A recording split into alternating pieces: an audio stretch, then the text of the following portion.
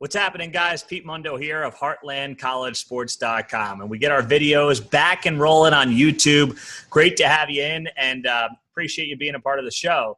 So this year, we are partnered with BetNow.eu. If you're not familiar with them, I'm going to be placing all my Big 12 bets through BetNow.eu. And if you use the promo code Heartland, you will get a 100% sign-up bonus. So it's a fantastic site. The guys do a great job, and we're partnered with them, and we're looking forward to that. It's super easy and simple to join and sign up. Once again, BetNow.eu.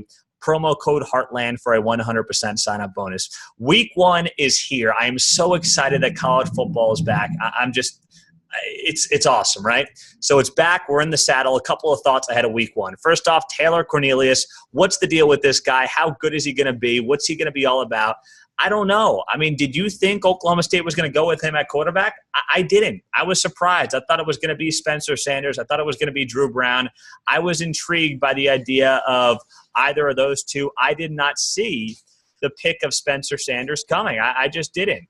But he's the guy that they've tabbed, and I want to see what he's all about. Even though it's against Missouri State, it's like, who cares, right? No, it's a big deal. It is. And it's going to be fascinating to follow.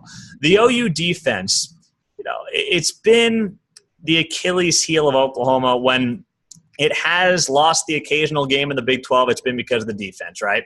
So what does Mike Stoops have in store? I know it's just FAU, but FAU is a really good team. They scored 50 points a game last year under Lane Kiffin.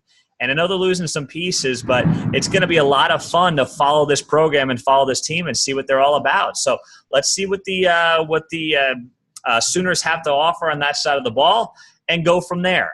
Also, keep an eye on Kansas and Texas Tech. Kansas is playing Nichols. They should steamroll that game. It shouldn't be a big problem.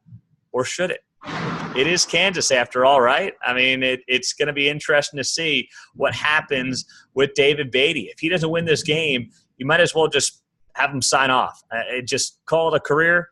Call it a tenure at Kansas. Everybody moves on Monday. That's how bad a loss would be for David Beatty's chances of possibly retaining this job. And it's something that everybody should keep a close eye on, especially at Kansas.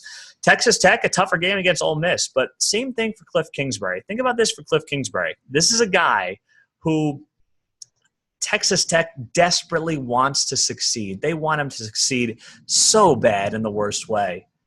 They really do. So if he doesn't beat Ole Miss, if he can't go 3-0 in the non-conference against Ole Miss, Lamar, and Houston, and then just win 3, maybe 4 Big 12 games, I think that's what he needs to keep his job. You got to get the 3-0 start. You have to win this game in week 1. If not, it's going to be very difficult. It's going to be an uphill climb. It's going to be tough for him and for Cliff Kingsbury with this program moving forward. West Virginia against the Power 5. Now, here's the thing for West Virginia. If they're going to compete for a Big 12 title, they've got to win these non-conference games. They just have to, because it would look horrible for the Big 12 if they go out there and they lose to a Tennessee or they lose to somebody like an NC State, and then they compete at the top of the Big 12. The haters are going to be out there. They're going to be saying, oh, you know what? The Big 12 doesn't know what it's doing again. It's not that good. Look at West Virginia. They can't beat a mediocre ACC or SEC team, but they compete at the top of the Big 12. We know that's not true, but that's going to be the storyline. So avoid that. Get West Virginia off to a hot start. Also, is Texas back? I don't know. I mean, we say it every year. I'm not saying it this year. I'm just not doing it. They can prove it to me. When they're back, I'll believe it when I see it. When they're competing in November and they have a potential to make a Big 12 championship, that's when Texas is back. It is very easy. It is very simple. And that is how I'm going to consider Texas being back. I'm not going to say it week 1 or even week 2 or week 5. I got to see it in like week 8, week 9. That's when it matters. Pete Mundo, HeartlandCollegeSports.com. Thanks for joining us, guys. Going to be rolling out more on YouTube, so come on back, be a part of the show. BetNow.eu, promo code Heartland, your place for everything you need with the Big 12. I'll be placing my bets there. We'll talk to you very soon right here on HeartlandCollegeSports.com.